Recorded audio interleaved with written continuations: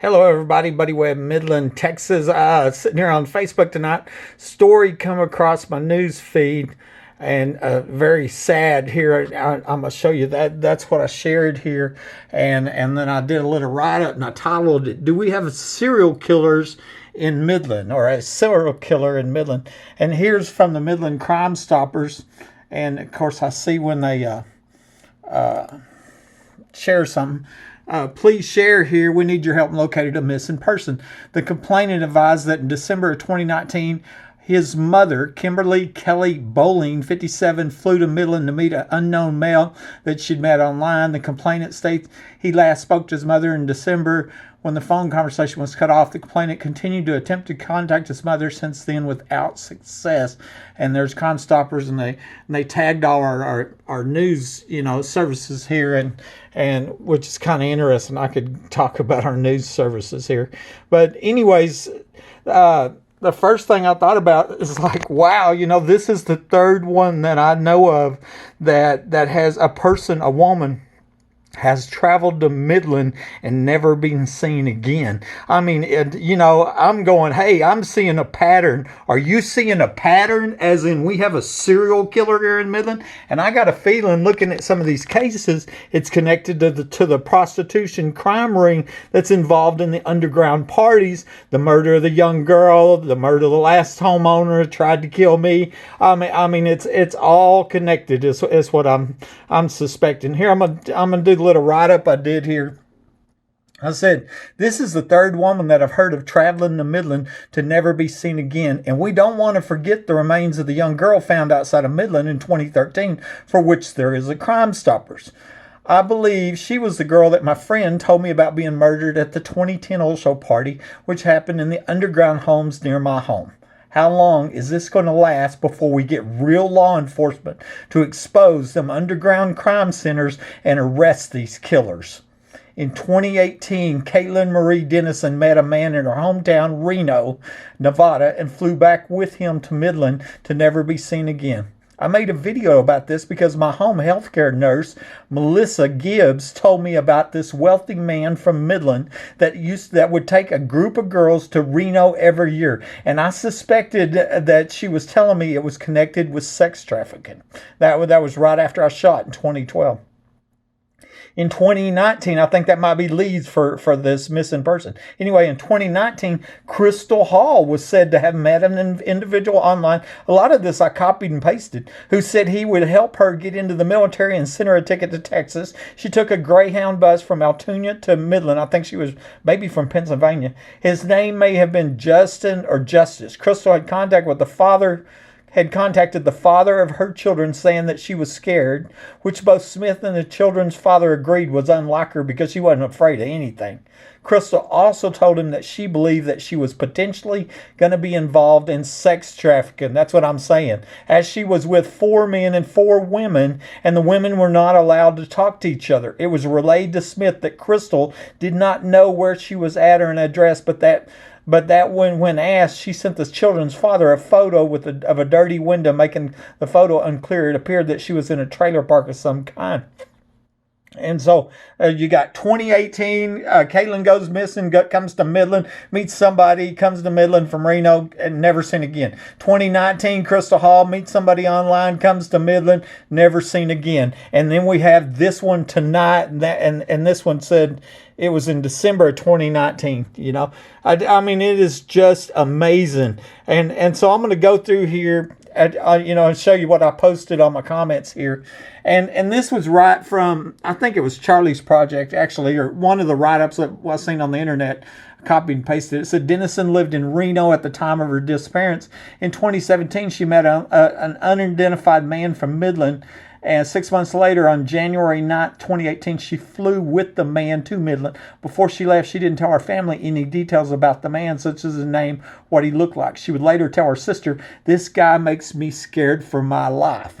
Dennison last contacted her family on January 10th, the day after her arrival. She spoke to a relative on the phone from a Walmart store in Midland. She has not been seen or heard from since, and her family is afraid for her safety. Her case remains unsolved. And interesting, right? I mean, a half mile away is that North Walmart in Midland. That's one of the 5 Walmarts that got shut down in 2015 mysteriously, when Jade Helm was going on, and they shut down the 5 Walmarts, and it was made national news and all that. Well, one of them is a half mile from my house. Reno woman missing in Texas since January, not woman from viral doorbell video or whatever. And that's one of the many news stories for Caitlin. You can Google it and find it. Crystal Lynn Hall, okay? Last contact October 1st, 2019. The family of a Coaldale borough, and I think that's Pennsylvania, looking for answers after learning Monday that their younger sister had been missing for a month. According to the state police, Crystal Lynn Hall was reported missing Tuesday by her sisters after it discovered she had contacted anyone in over a month. Valerie Smith, the oldest, said that Crystal is the youngest of 4 sisters and mother of 2 children. Okay, and a lot of this I copied and pasted from above, but I told him that Crystal had last contacted him on October 1st, and that's the story where she sent the picture and she was talking to the dad. And you can go Google that if you want to look at that one. And so that's 2 missing, and then plus the one tonight. And then I went on, and here this was another news story here. The Midland County Sheriff's Office continuing their investigation in a set of human remains that were found back in 2013. Officials say they were discovered on August 1st, 2013, south of I-20. Remains were that of a 14 to 21-year-old girl. And I've long suspected that was the girl that my friend Angie McGee Hurley told me about being murdered at the Old Show party in 2010. I knew it was 5 minutes from my house because we talked on the phone while she drove there. So I believe it was going on in the underground homes here. Looks like one's in my backyard. I tried to get Angie to report this murder, and she was afraid and said high-level police were at that party. And the amount of corruption is just unbelievable. I mean, I'm a victim of it myself, and but I got a feeling they know about the underground facilities, which means they probably know about the murders connected with it, and it makes you wonder if they know about these other newer missing persons. Jessica Hadley had told me she wasn't the only girl that was raped and murdered because they didn't do something they wanted, and that was in reference to the Old Show parties, And then another woman told me that the Old Show parties were in the underground homes. That was recently confirmed here on Letitia, and says, yes, them Old Show parties are in the underground homes.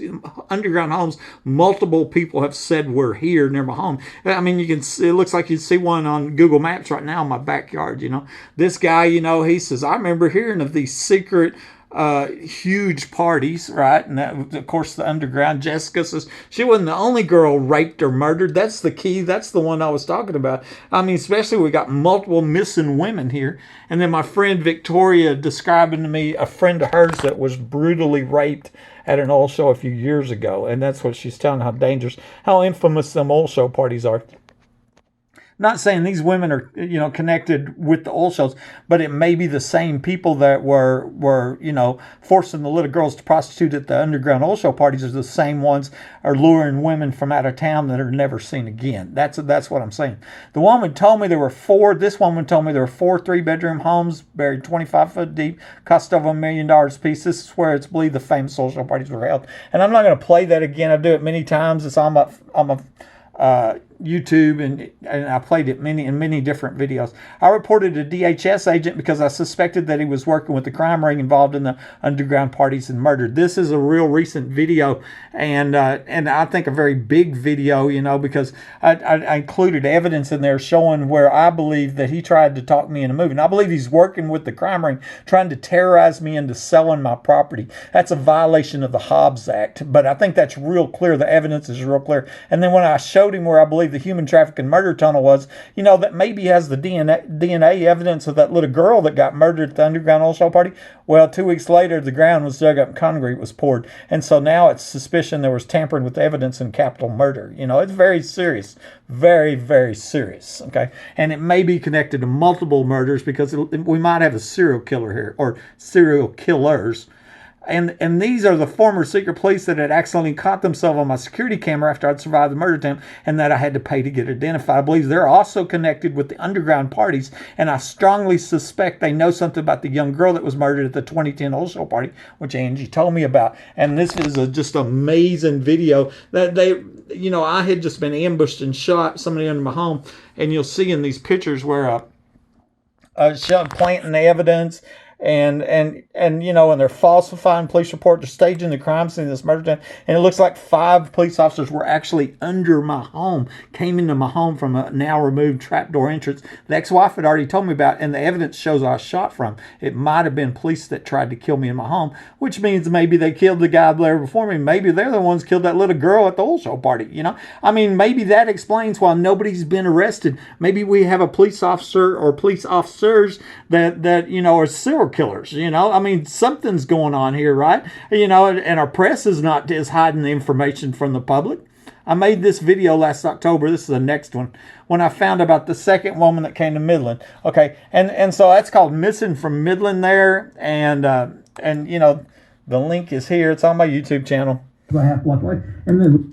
And so that's where I'm talking. At that time, that's why I made that video, when they were the second person. Now, tonight, we have the third person come to Midland. But in that video, I mentioned Jacayla Salazar, okay? And that was a local woman. But she was also missing from Odessa for about a year. And then, or from Midland. I'm not sure Midland, Odessa. You know, we're sister cities next to each other. But either way, her remains were later found, and I had a couple people tell me that she was involved in prostitution. She was a girl I helped raise. She was on heroin and already a prostitute. I believe the guy she was dating, pimp, killed her. Okay, so Christina Holloway's what wrote me that, told me, you know, and then another woman told me that, you know, she worked with her, and there was a guy there that was pimping her out, and so it would, as I put that in videos before, that law enforcement could track that down. This doesn't fit the same MO, this next one, but it's another missing person that I've suspected was connected to the underground homes here. Rini Escobar Sanchez went missing from Odessa 3 months before the previous owner of my home died, and that happened the week before the 2008 whole show started. And then, of course, I moved in right after that, come in as the next unsuspecting sucker, right? Marilyn DeLuigi had told me that somebody else had died in my home, okay?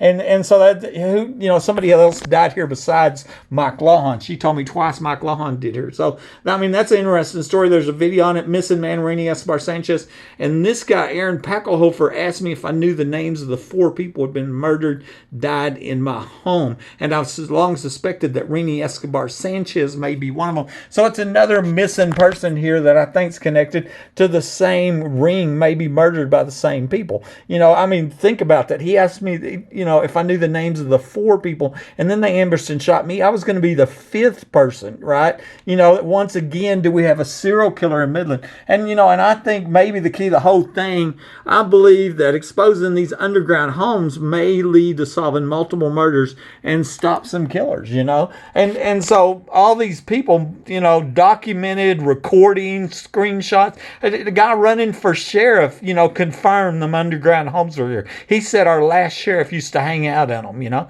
And so you go to Google Maps, look at my address, and in my backyard, there's this huge building, this 3-room, you know, underground home's what it is, but this huge bunker, but you can't see it from above ground. It isn't above ground, you know, it's just a backyard. And I believe that's one of the 4 3-bedroom homes, 25 foot deep. I believe that's where that young girl was murdered, and I think it might be connected to many murders here in Midland. This is Buddy Webb.